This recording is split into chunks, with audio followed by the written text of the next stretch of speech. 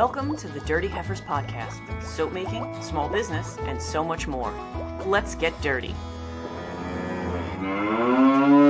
Hey y'all, welcome back to the Dirty Heifers podcast, where soap talk meets real talk. I'm Margaret, here with Jesse and Shauna, and today we're diving into all the things that we wish someone had told us when we first started making soap. From recipes gone wrong to business lessons that left us face-palming, we're sharing the good, the bad, and the sudsy. So if you're new to soap making, grab your notebook, because this episode might just save you a few headaches, and maybe a broken cutter wire or two. But first, you know what time it is. It is the word of the week. The good, the bad, and the sudsy. Are you freaking kidding me? Yeah. All right. You are no longer the organized heifer. You're the corny heifer. Oh, yeah, corny. I'm very proud to be corny. All right. So the word is spelled Novitiate.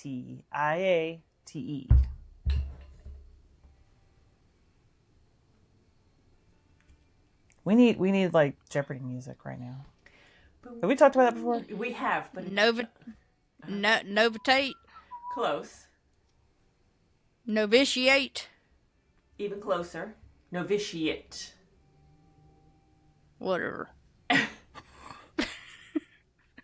Novitiate. No. I'm going to say something ugly if I try to say that. Mm-hmm. No, then don't. Because the end of it's got that in there. So I'm just going to stay with Novitate. Okay. Do you want to take a guess as to what it might mean? You're against gravitation. What? Gravity. Anti-gravity? What the heck? Or no.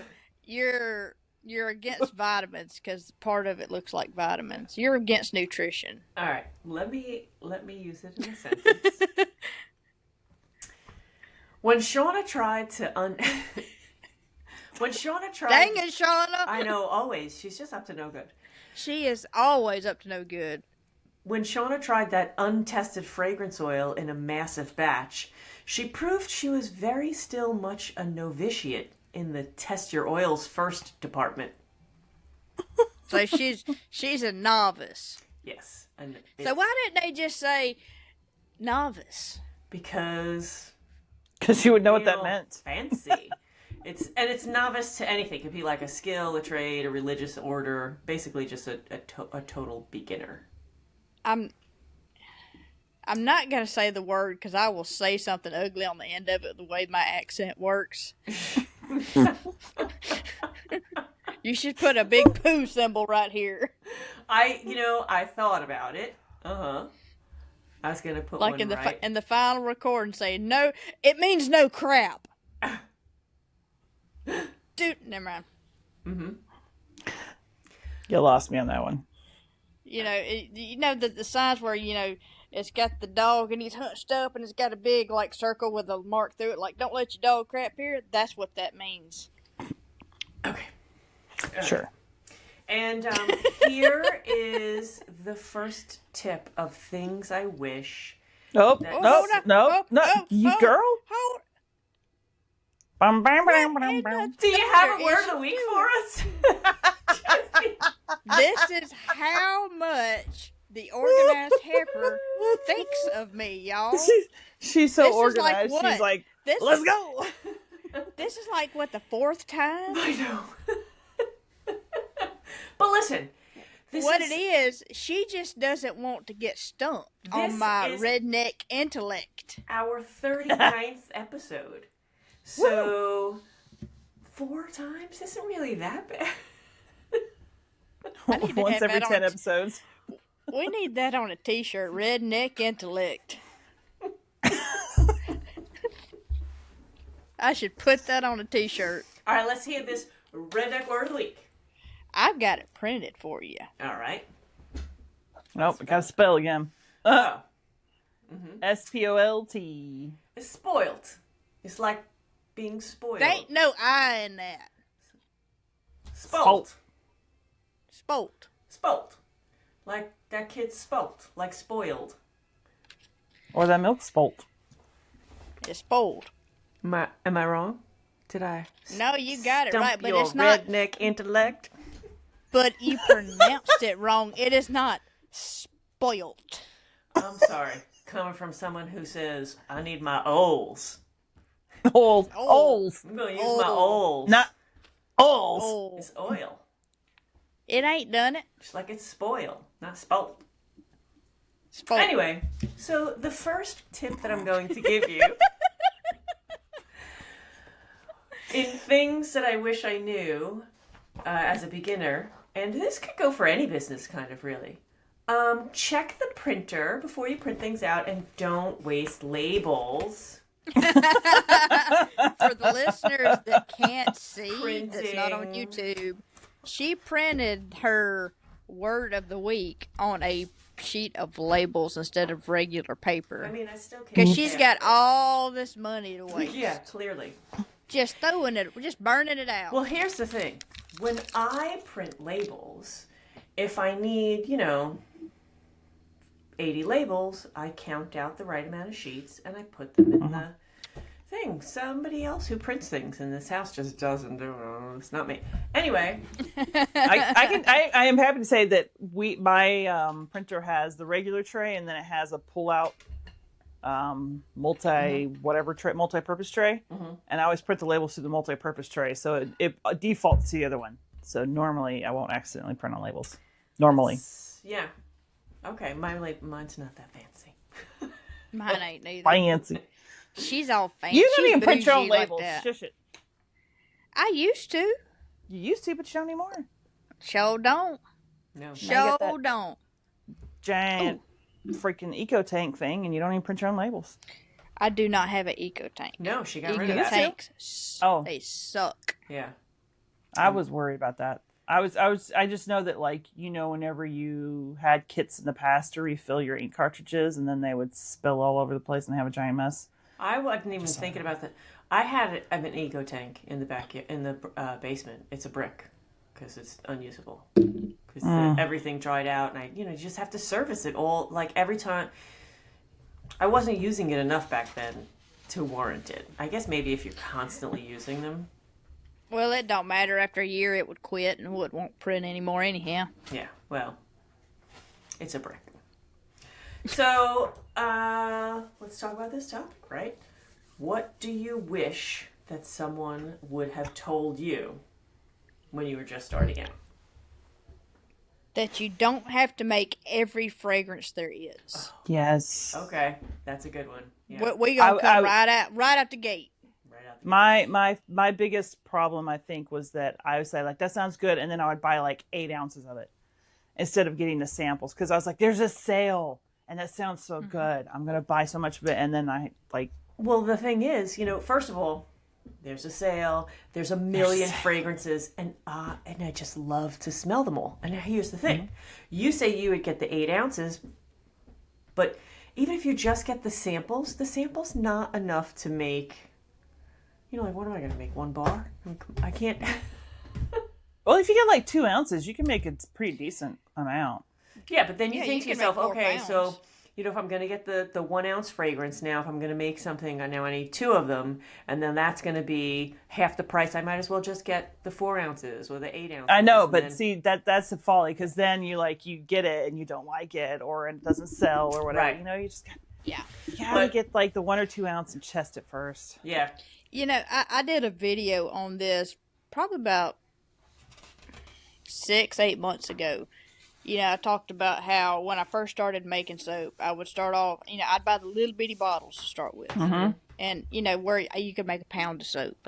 And then, as I continued to make, I'd buy bigger fragrance oils. You can't have everything big and perfect to start with. You got to start small. You got to live within your means to start with. Right. We all started that way. The first thing on my list was start small, keep things simple, buy ingredients in small amounts until you can figure out how they perform too. Like, don't go out and buy, all this one particular whatever, and then you don't know how it's going to, maybe it's going to make your soap seize. Maybe you're, that kind of stuff. So you got to test it out. Not like me, who immediately goes right into loaf making soaps. And so, when I first started, right? When I first started my second batch of soap, somehow I was in a Facebook group. I don't remember which one. And I took a picture, put it in the group, and was entered in some contest, right?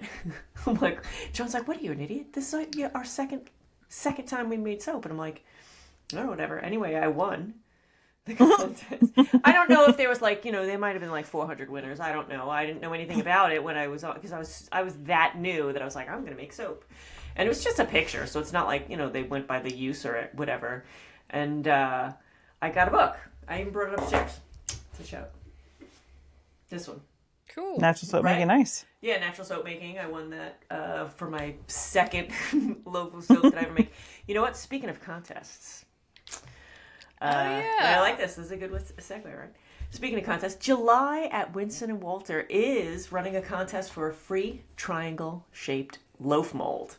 And all you have to do is make soap in the shape of a triangle. Your design, there are some parameters for the contest on her website, winstonwalter.ca. Just go there and click on the contest tab and join.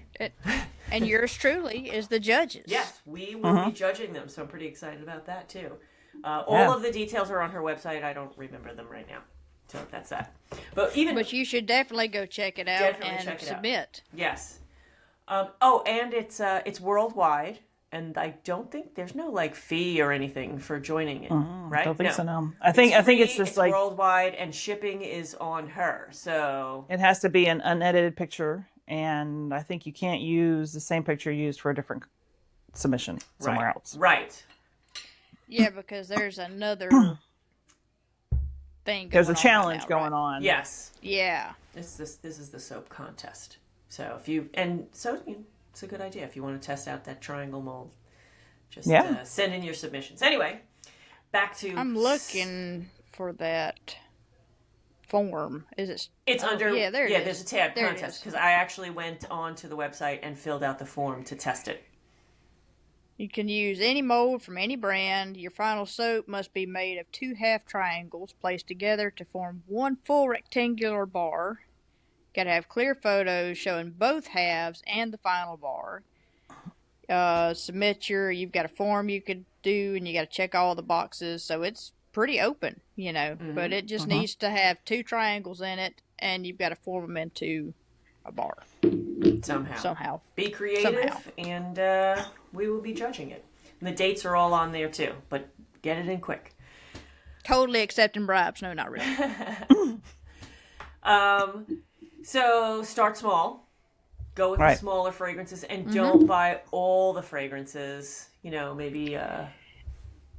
And even going further than that, if you're just getting started, don't go with all the goofy colors and the designs to start with. Get your technique down. Yeah. Get your technique down. And you can buy maybe even before fragrance. So. You can even buy you can buy oils at the grocery store. You can buy lye at the hardware store. You can buy little 1 pound containers of lye. You just have to make sure it's the food safe lye, right? Yeah, I mean, it'll say food safe, but it'll say drain cleaner on it, right? If you get it from the hardware store, but it will work. I promise. As long as it's just got to be 100% sodium hydroxide. Yeah. Yes. You can't buy Drano and make soap with it. Right. It has to be 100%. It has to be 100% lye. But those are things. Start small. And that's what we did in the beginning. We'd be going over to Ace Hardware and getting that lye. Test your fragrance oils in small batches. Yes. Before doing those big batches. We have all, I am sure, made that mistake. Right? I have had to throw out, 30 pounds of soap at a time. It is not fun. Not fun. They definitely, and most websites also have testing notes for that, for soap, candles, all that stuff. Yes. And they're not always 100% accurate because everybody's recipe is different. Right. Plus, if you're like me and you put milk in your soap, it's gonna Even different, yeah. create heat, and it'll trace even quicker Right. in some cases. Milk, beer, honey, anything with sugar in it. Yeah. Test all of those things. Once you have a recipe down, that's when you're consistent with your recipe, then you should start adding things. Like have a base recipe before adding fragrance, before adding colorants. Like just have a plain, well, that's what I think. You should start out with just plain. Yep. Once you have that perfected, then, maybe, hey, I'm going to add some fragrance, then add some color. Like don't throw it all in at once, because then you don't really know what went wrong, right? You really should have, your recipe needs to get down first. Yeah. Yeah. 100%. Yep. Soap calc is your friend. Actually, there's they've been lots having of them, issues with that here lately. Maybe not soapcalc.com, but a soap calculator or a lie calculator is your friend. Don't just wing it. Absolutely do not just wing it. Also, don't be, just trusting other people's recipes just because so-and-so said that they made it this way. You need to test it. If somebody gives you a recipe, run that recipe through a soap calculator and see if it is, good enough to not, be skin safe. You want it to be skin safe. Don't just blindly trust someone else. Right. Especially now.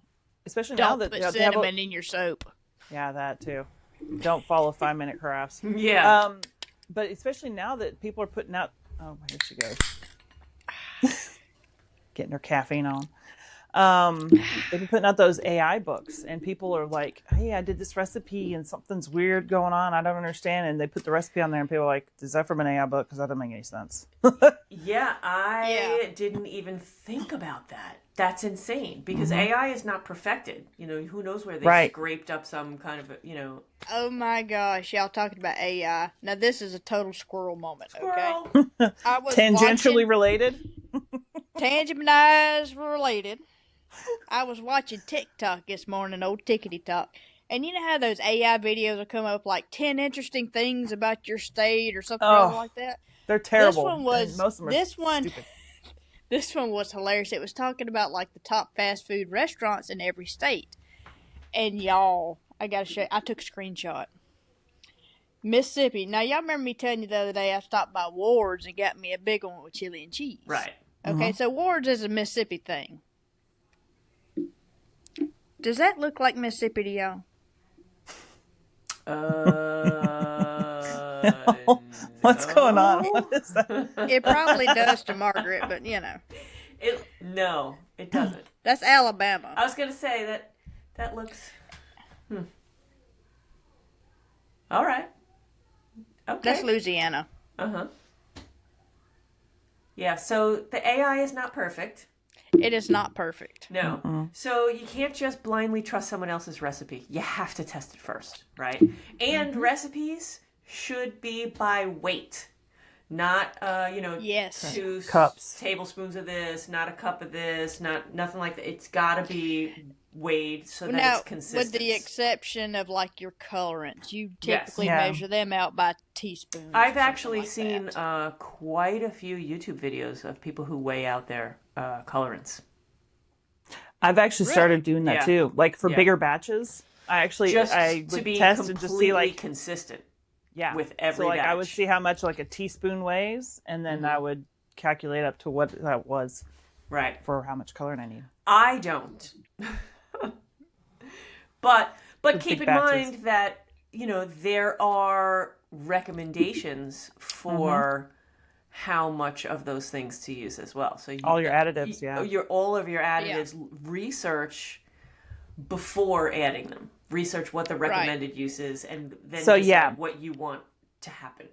That's one of my other things that I wish newer makers of any type. So like, it doesn't matter what you're making. Sometimes you get like a kit or you're following a tutorial and you follow it and you make it, but you don't understand why you did the steps you did. And I think it's very important to understand why they selected this oil, why that wax, why you need certain fragrances and certain fragrances are bad. Why, you need to understand the why. And that comes with time, But that's why also when people like make their first batch and they're like, I'm going to open a business. And you're like, no, no, no. Oh, that's another thing. As a brand new soap maker, it's very exciting. It's very addicting. You're going to want to talk about it all day, every day with every single person that you meet on the street because it's so fun. True story. But it is a true story. Every single person who's out there, you know, if you are listening and you are a soap maker, you know that you spent months, if not a year or two, just yapping everyone's ear off about the soap and this and this and whatever. But I still do. people don't want to hear it as much, so they're tired of it. But as much as you enjoy it, do not immediately jump into selling it. You have to get your recipe down. You have to perfect it. You have to be consistent. You have, all of those things. Don't just jump on selling it. You gotta crawl before you can walk. Right. Not everything is a good business, and not every business is for everyone. So no.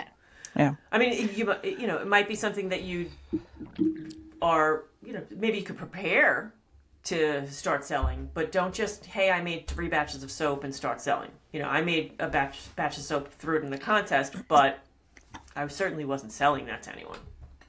I gave soap away for like 2 years before I ever started selling any of it. Yeah.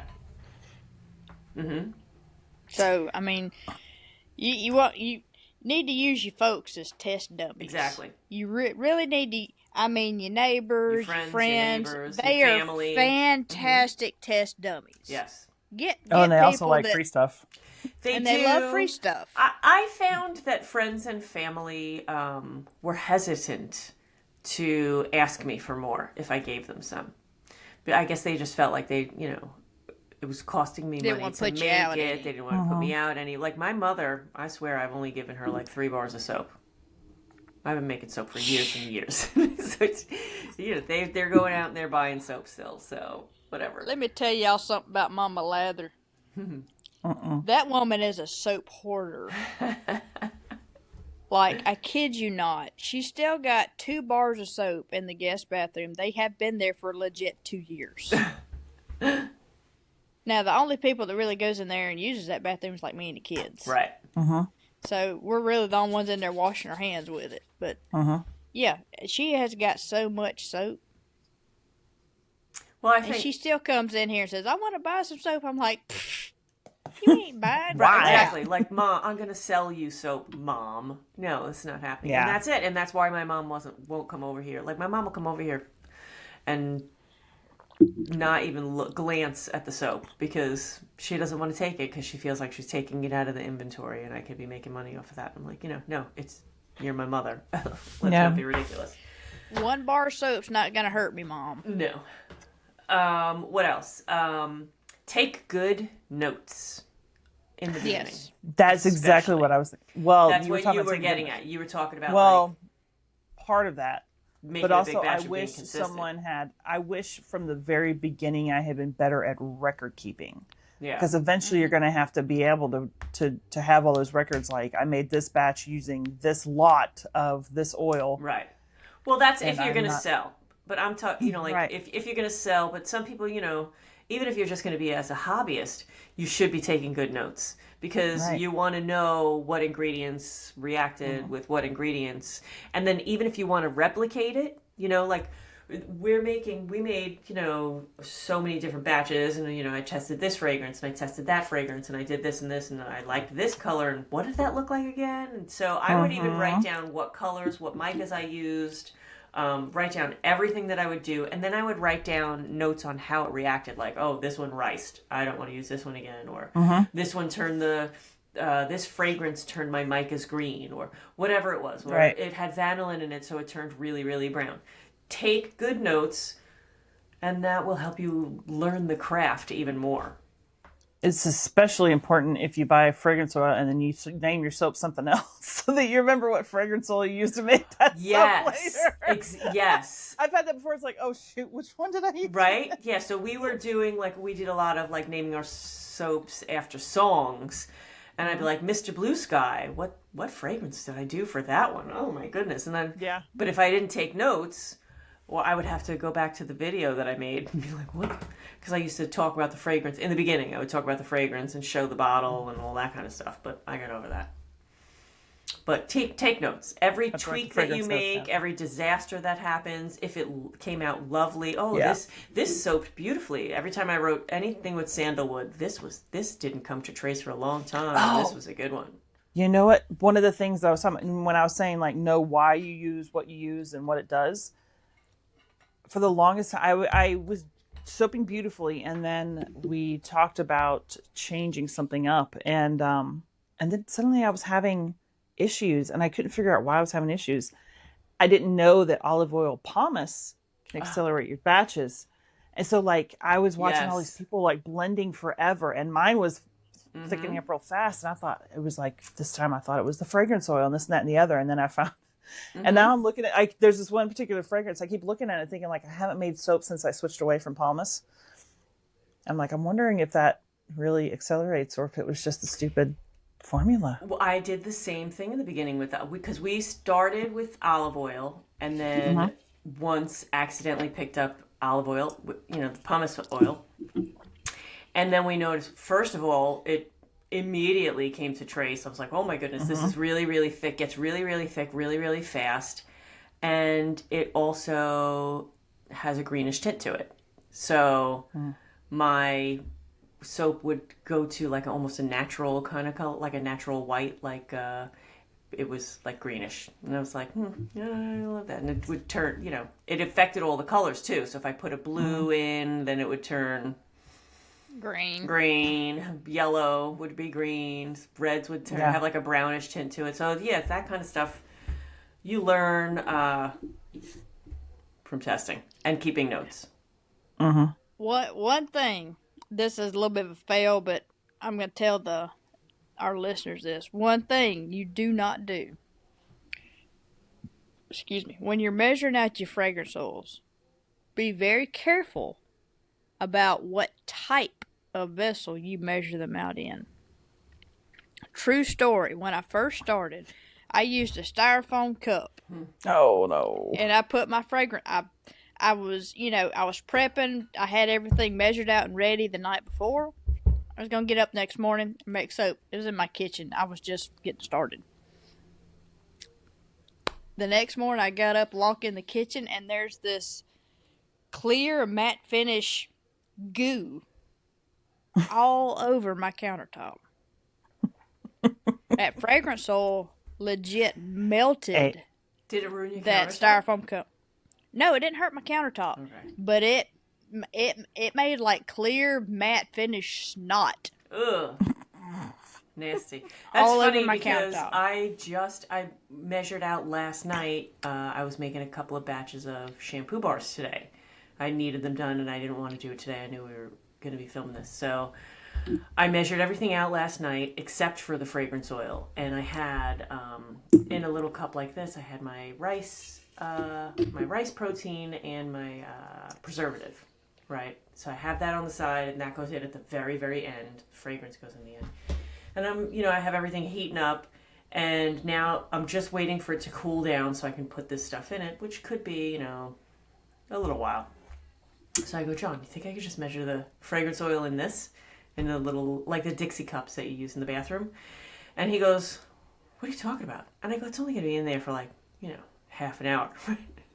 And he's like, I wouldn't take the chance. I didn't. So.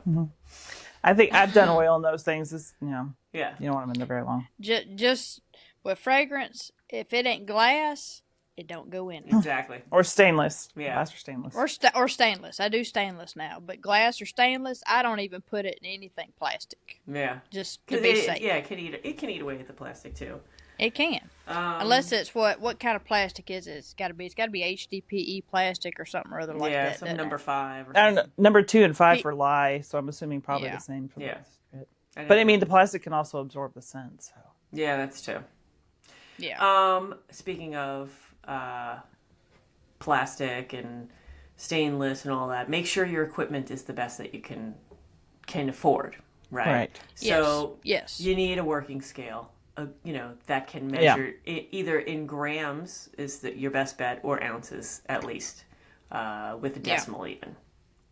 So I mean, for any business you're in, right? Candles, woodworking, sewing, anything to get the best you can at the time. At the time, right? You'll upgrade later. Later.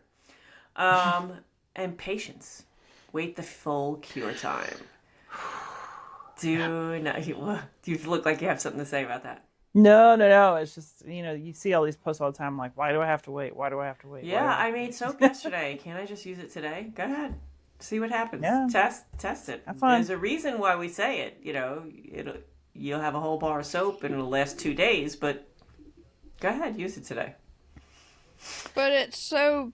But it smells so we've good. Been there. It's so pretty. I get it. It's hard. This is like the hardest thing in the beginning is when you're trying to perfect your recipe and you make something and you want to test it, but you can't test it for a month. So you don't know if you should what you should tweak, or if you should tweak, or if you found, hallelujah, this is my recipe that I'm going to use.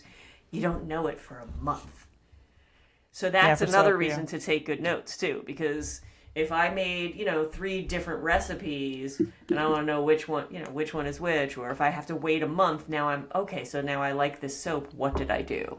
What was the recipe that I used on this one? For like candle making, you have to, people don't understand that has a lot of factors in it too. Like not just your vessel, the size of your vessel, your wick, what's the core of your wick? How big is your wick? How many wicks do you use? What fragrance do you put in it? Is it a wood wick? Is it a cotton wick? Is it, Yeah. And so... How big is your wick? Is it a pure wick? No, I'm just kidding anyway. Sorry, I couldn't let that one pass. Probably neither of you got that joke I just made. Okay, anyway. Wait, I heard what you said. But Is it a pure wick? Is it a pure wick? Is that one of the that's candle ones in the plugins? No. The pure... Is it a virgin? No, the pure... The pure wick is that new urine device for women. The thing that looks like a big blue hot dog, and they stick down in the crotch, and it suctions up the urine. It's called a pure wick. The fuck? What?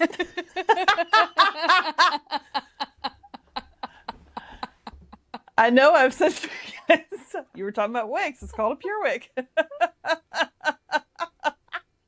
I gotta keep you guys on your toes. I'm educating people. Never heard of that. Okay.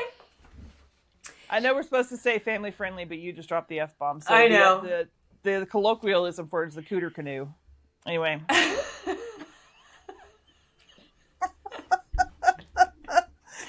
Yes, ladies and gentlemen, I am a medical professional. Not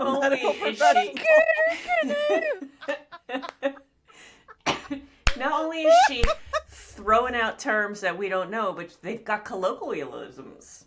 Like it's just they have what now? Colloquialisms. Colloquialisms.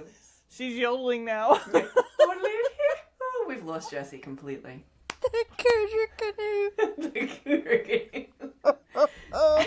They've got nicknames. I never even heard of it before. And you're like, casual, can you do me a favor? Patient room 216 needs a cooter canoe. I'm sitting here going, what is that, like a nautical moose knuckle? I mean, what is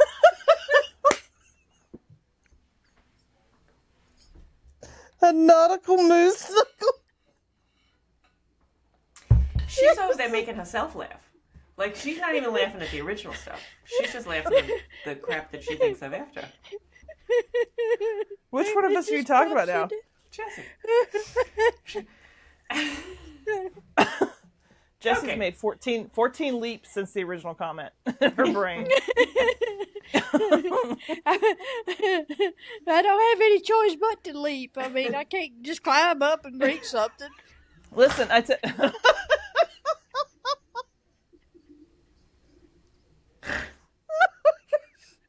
Somebody just snorted. Who snorted?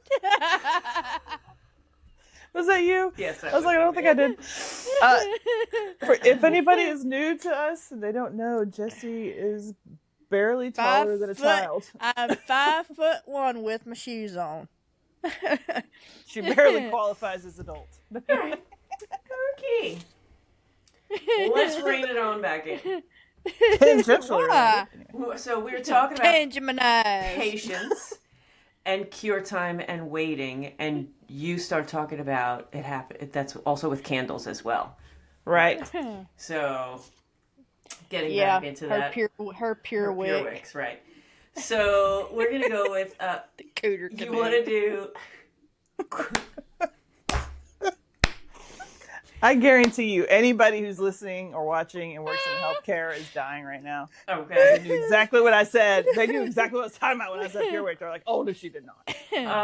I should probably hashtag that when we're doing some SEO. Hashtag pure wick? Yeah. Don't hashtag cooter canoe, though. Hashtag cooter canoe. So is that going to be our new hashtag? Is nautical moose knuckle? I'm writing that one down. All right, so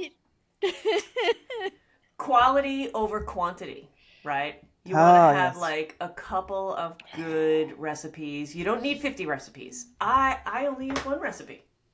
No.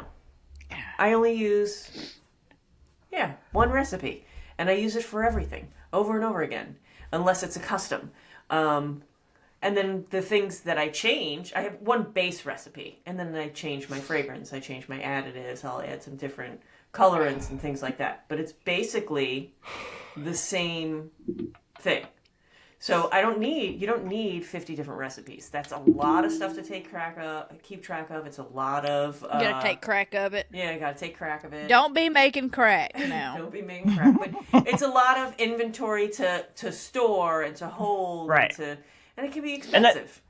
That's not just for like your one product. You know, I think most of us have this desire to make multiple products, Yes. and you want to make all the things. You want to make the lotion. You want to make the, this and that and the other. You got to rein that in too. Yeah, but not only just rein that in, but because soap makers you do soap and you do bath bombs and body lotions and creams, and then shampoo bars and conditioners and lip balms and it all. And people are going to ask for it all together. And they do, and people associate. Where am I going to get my lip balm? I'm going to go to a soap maker. Mm-hmm. So figure out one thing first, right? I wouldn't move on to the bath bombs until I've perfected the soaps, because bath bombs are a bitch. I hate bath bombs. They are a pita. Oh, they really, really are. And they're hard to perfect. So save them to last, just saying. Or you'll never get to move on to anything else. And even once you do perfect them, they're still going to mess up on you. Safety. Oh, Lie yes. is not scary, Jessie, if you respect it. Jessie, insert story here. Okay. That's called a segue. Yes. Sorry. So I was making soap live one day on TikTok, and I was never a tough redneck woman. I don't need safety glasses. I can keep this crap out of my eyes. I could until I didn't. Mm-hmm. So I was making soap, and I had, at the time I did the heat transfer method, so I'd have all of my hard oils, that's what she said, in one container, and I would have my liquid oils in another container. I would pour my freshly made lye solution over my hard oils to melt them down. And so I'd done that, and I would typically use a stainless steel paddle to break up the big clumps of lard and coconut oil into smaller pieces so that they would melt a little faster. Well, it was dirty and I didn't use it, so I grabbed a long spoon. And I was doing the same thing with it, just trying to break them up. Well, that spoon hit just the right something in the bucket, and it caused some of that lye heavy batter to splash up perfectly into my eyeball. And like I said, I was on live on TikTok, My brother was watching. I was watching live on TikTok. Margaret was watching. I can't remember if I was friends with Shauna by then or not. But yeah, it We were went friends, into my but I don't think I was eyeball. on that live yet. Yeah, it went in my eyeball. I was able to shut the live down. I mean, everybody saw it. My phone's dinging and ringing and going nuts, and I'm trying to get to the bathroom to wash my eyeball out. I had to wash my eye out for like an hour solid. I ended up getting in the shower and washing my eye out, just letting the water just run over my face. And I still to this day have floaters. So of course I didn't go to the eye doctor. If you do that, go to the eye doctor. Yes. Don't be a dumb After redneck. flushing it. Yeah. So Not in the toilet though. safety Or just wear safety glasses. Safety is a big thing Yeah. in soap. We don't just say these things to hear ourselves talk, right? No. You should be wearing some kind of eye protection. You should be wearing some kind of hand protection. Not all of us do. You should have on closed-toe shoes. You should have on long sleeves. Is it so dangerous that if it splashes on you? I mean, it depends on you. Like, how sensitive is your skin? I know that if I'm wearing long sleeves and I have a hot flash, it's not a good thing, right? So I will make soap in short sleeves, and sometimes batter will splat onto my arm. But I have pretty sensitive skin, so as soon as it does, I can feel You it. feel the tingle. Yeah. I can feel the tingle, and I'll say to John, do me a favor, give me a wet paper towel, and we'll wipe it off, and it'll be fine. That's for me. I don't know if that's going to happen for you. You might have sensitive skin where if it splats on you, immediately your skin starts to burn and tear. Like don't just go by it doesn't bother Margaret, so I don't need to wear long sleeves. Everyone is different. Well, I remember, and you ladies probably watched the same videos I did, but all the safety videos and such I watched when I was learning to make soap says, oh, you've got to keep vinegar close by. No, you don't.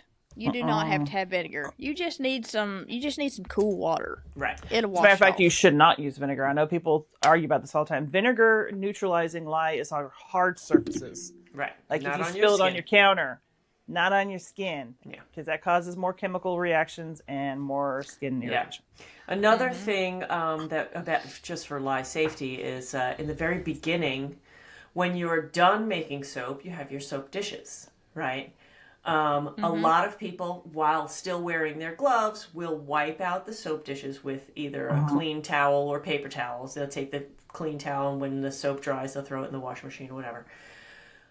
John, not realizing after it would, it'd sit in the sink for about an hour or two while we were either doing the live or making the soap or whatever, he would immediately go start washing the dishes and not wear gloves.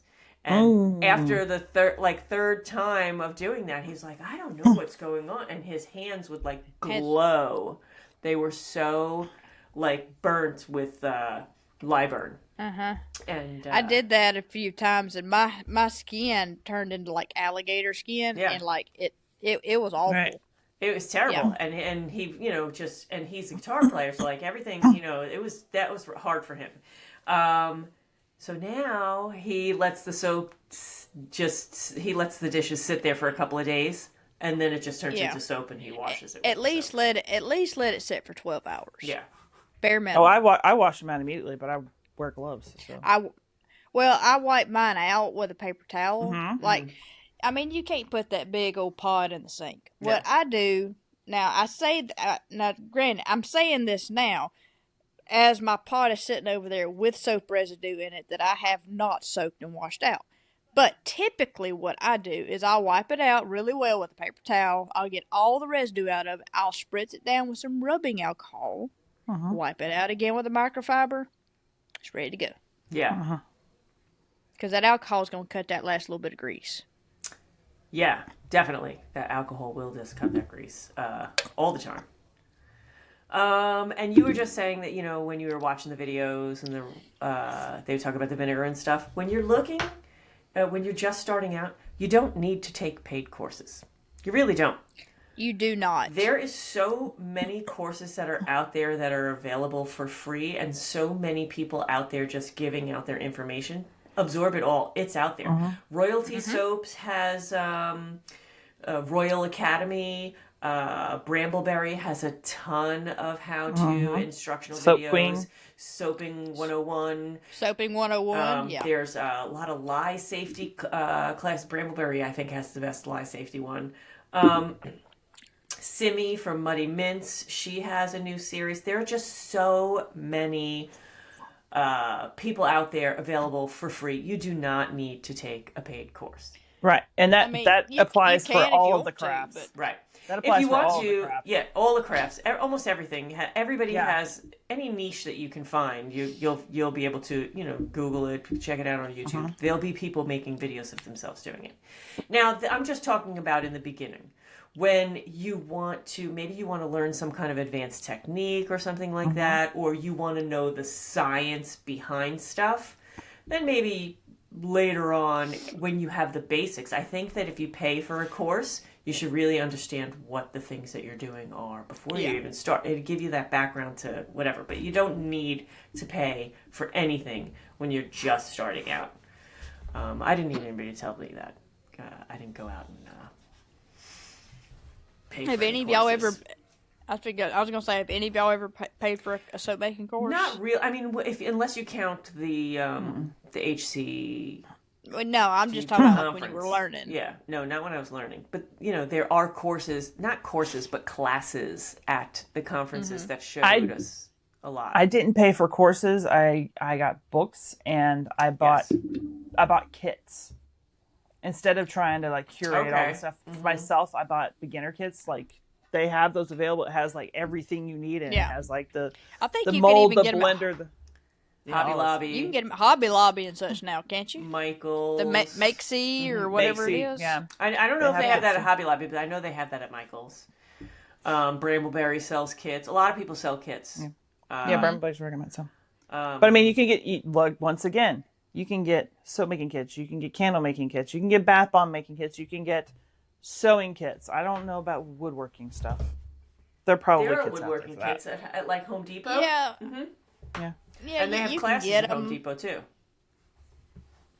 Yeah, you can find classes. Somebody will charge you to teach you. Somebody will take your money. Yeah, for anything. There's always somebody who's ready to that has their hand out. But 100%. YouTube is a very useful tool. Okay. You can learn to do anything on YouTube. Now, as far as business angles of being new, right? So all that was just new to making. Now, if you're new to making and selling, the first thing, don't underprice yourself, right? Yes. No, I believe there's a million, YouTube videos out there on how to determine what your price should be, but when you're just starting out, your ingredients are going to cost a lot more than somebody who's making 500 pounds of soap a month, or a week, or whatever. Their expense is going to be a lot lower because they're buying in bulk. Yeah. So now you're thinking, well, how can I compete? They're selling their bar for $5. It costs me $6 to make my bar. How can I compete? You just have to explain the value of your bar. You have to, make a story around your product. And emphasize the fact it's small batch. Because that is a big selling point right now. Small batch. You make sure you present the value of your soap, and people will come. People will come, especially if it's a good recipe. And people love to support makers. I have found that maybe not so much like your immediate family. I mean, they'll support you, but your biggest supporters really is going to be Joe Blow and 2 states over. Yeah. People really love to support small business, and don't copy other makers. Not outright. No. I mean, it's difficult. Take inspiration from them. It's difficult to come up with new ideas. At this point, it's been done already. Almost everything's been done already. Everybody makes an apple soap. But does your apple soap have to have the exact same look and smell and scent as somebody else's? Don't copy someone's soap exactly. Don't give it the same name. Don't give it the same fragrance. Don't give it all the same colors. Like, it's hard not to do that, but Be your own person. Yeah, be your own person. That's, because you don't want to piss people off. Not that you need soaper friends. You don't. But it's helpful to have them. It is very helpful to have some soapy Heifers. Especially when you have something that goes wrong, like just to go in that group there's like the Facebook groups and stuff, to go in the group and ask a couple of questions. That's okay, but you don't really know how much those other people know. Like if I have a question, I'm not going into Facebook group and asking it. I'm picking up the phone and I'm calling these heifers, right? So I know what they know. I've had their stuff. I was just gonna say I've tasted. I've not tasted their stuff. Margaret likes to eat my soap. I have. She's a connoisseur. She's a fine connoisseur of the bubbly. I've tried both of their like things, Ralphie, and I know that they know what they're doing. I've seen what they do, and so I trust them. Right. So if you have a couple of good soaping friends, that's helpful as well. Try and build relationships with other people. Because networking is absolutely priceless. I was going to say, that's where that networking comes into play. Let's see, what, last episode? Yep. Yep. And invest in your branding. Even if it's simple. Like, come up with one theme. If you're going to do colorful, do colorful. If you can do black and white, do black and white. If you're going to do, 80s... discotheque, make the theme, like do the same font on everything, that kind of stuff. You want it to be where if somebody looks at your product, says that looks like something this company would do. Yeah. It's like you look at Margaret's Warm and Fuzzy Soapery. You look at her products and it's hippie. This is something you would get at a head shop, or that's it's a mixture of hippie and apothecary. Yes. It's a good little mix. Yeah. Right. And you look at Shauna's stuff and it's bougie, it's fancy. It's like something you'd see in a spa. Right. You look at my stuff, you're like, that was in that mechanic shop down the road. We do have quite the good mix, don't we? We do. We do. But you've got to be consistent. You've got to have a product in a lineup where somebody looks at your stuff's like, oh, so-and-so. Yep, that's where I got, I recognize that, but you got to come up with your brand. And again, don't copy somebody else. Do who you are. I think our brands kind of reflect who we are, right? Mm-hmm. I am a little apothecary and a little bit hippie. You are the working man, and you are a little bit bougie with your I'm a working man. Doctorates and stuff. Well, you're the working man person. You're all about the working man. I am. I'm married to one. I can't help it. Yeah, you're about that like family working blue collar kind of. Yep. That's you. The everyday Joe. Everyday Joe. Your everyday average Joe. All right, I got a this or that game. You ready? It's a short one. Woohoo! 2, 4, 6. I got 8 of them. You ready? Cold process or hot process? Cold.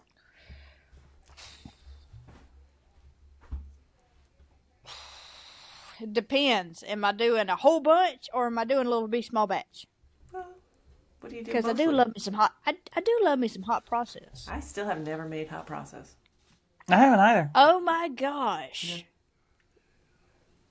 I've done liquid, but I've never done hot process. You're the hot heifer. Yep. I'm the hot heifer. Woo! Slab mold or loaf mold? Slab. Probably slab. Yeah, I like the slab. I like the designs you can get in a slab better. Mm-hmm. I like cutting the loaf better, but I like making the big batch you see. Yeah. Using a soap calculator or just figuring everything out by hand? Oh, calculator. I have never figured anything out by hand. Dude. Cure rack in the kitchen or build a proper soap room? Proper soap room? Proper soap room. I'd love to say proper soap room, but my cure rack is right in my kitchen right now. So eventually, we'll go proper soap. You're gonna love, ladies. You're gonna love it when you get there. It's gonna be so unbelievable. It's gonna be several more months for me, but you ain't gonna know what to do with yourself. Yeah. Fancy swirls or solid colors? Swirls. I like the little bit of interest in there. Yeah. I like the swirls, but I really love a basic soap. Yeah. I love and do mostly swirls. I don't have any solid. I have a lot of natural soaps. Like my natural line has no color in it, and I guess that's a solid color, the natural solid. But I don't have anything where it's just one color. I do a few. I've got Vanilla Sandalwood is solid, Marksman is solid, and Bonafide is solid. And I absolutely love those because it's just pouring, you're done. Yeah. Yeah. No You're not swirl sitting in there it. with a 5-gallon bucket going, oh. But you look at these huge brands that like sell thousands and thousands of bars. Most of them are solid Yep. colors. Very few of them have swirls in them. I mean, when you're doing by scale, like when you're scaling up, it's a lot. Like you just said, it's a lot easier to just do one color than to do the swirls and this and that. But you do see like the doctor one. They have to do column pours. That's column. That's not like a hanger twirl though. That's Well, when you look at like me when I'm doing 100 pounds of soap, it's not all in one mold. It's in 2 separate molds. It gets to be a pain in the butt trying to eyeball. You know how much you've got in each mold. Yep. Yeah, I actually just did that because I ran out of my charming molds, so I used the individual loaf molds to make a batch. But I did 2, and then I like poured some in. I was like, crap, how much do this first color do I put in? So I poured in the other one. Then I'm like going back and forth trying to figure it out. Like, it's tough. Welcome to my world. Yeah, it's tough to be consistent like that. That's why. But I've gotten pretty good at eyeballing it. I mean, the past month or so, I haven't had to take a little cup and pour over into here to make sure they're both even. Jesse's over here with her soup ladle. Soap. No, it's a solo cup. Because I throw it away when I get done.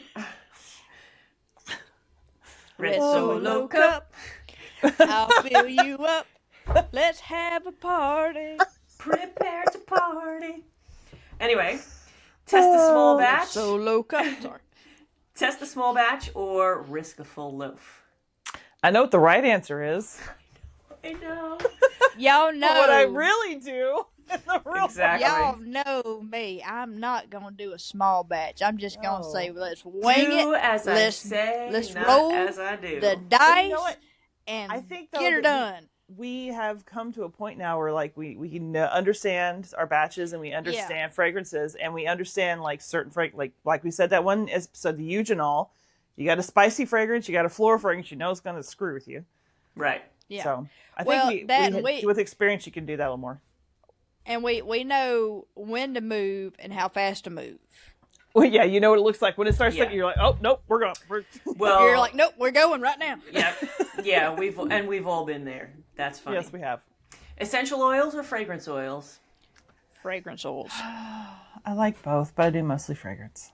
Yeah, I do mostly because the fragrance. difficulty with essential oils. Yeah. I'll be honest, I'm not a fan of essential oils. They stink to me. Really? Yeah. I have a bunch of them to get used. They've got that herbally smell, and I just...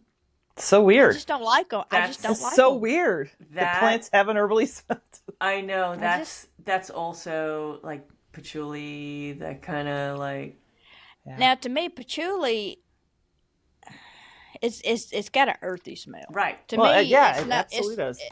It's not like medicine-y smelling, if that makes sense. So you're talking about that's how it is in my brain. Eucalyptus type thing. You think like tea tree and that kind of stuff. Yeah, tea tree is very medicine-y. Now, eucalyptus I love, but tea tree, lavender. I just made tea tree shampoo downstairs, and I have the fragrance in the glass because I didn't put it in the cup.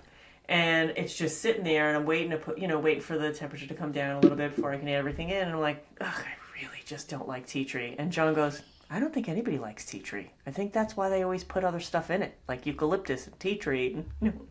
Yeah. I actually do cover like the tea tree smell. I'm like, ugh. Tea tree smells like old feet. To me, it just smells medicinal. And of course, I work in medicine, so medicinal's like, ooh, good to you. My happy place. Gotcha. All right, last one. Sell to your friends and family first, or dive right into the markets? Oh. Dive right in. You went right into Mexico? Yeah.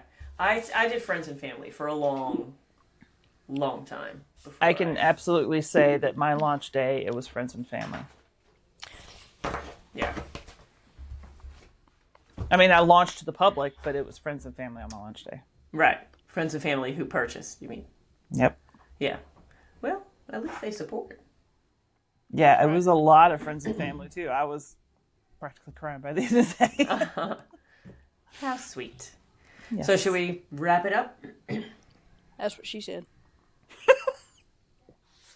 Boy, that come out of nowhere. Yeah. Sorry. Now even Jesse's like, woo, I need to turn my filter I mean, it was back on. it was Wow. appropriate. It fit.